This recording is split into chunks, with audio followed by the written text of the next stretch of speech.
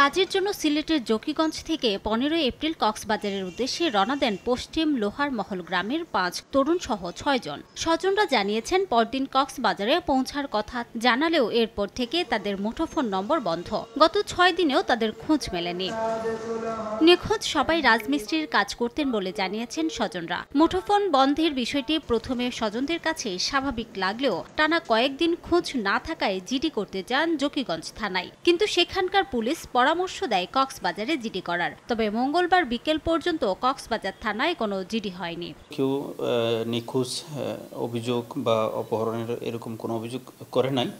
আমরা গণমাধ্যমের মাধ্যমে জানতে পারি যে এখানে 5 থেকে 6 জন সিলেটের কিশোর এখানে এসে নিখোঁজ হয়েছেন। পুলিশ জানিয়েছে 6 জন রাজমিস্ত্রির নিখোঁজের খবর তারা পেয়েছেন। এর মধ্যে 2 জনের মুঠোফোন নম্বর ট্র্যাকের পর সবশেষ অবস্থান দেখা গেছে কক্সবাজারের টেকনাফে। বিষয়টি অপহরণ নাকি মানব পাচার তা খতিয়ে দেখছেন তারা। যদি অপহরণ হয়ে থাকে কিংবা মানব পাচার শিকার হয়ে থাকে সে বিষয়ে আমরা বিভিন্ন আঙ্গিকে আমরা চেষ্টা করছি, খতিয়ে দেখছি বিষয়টা।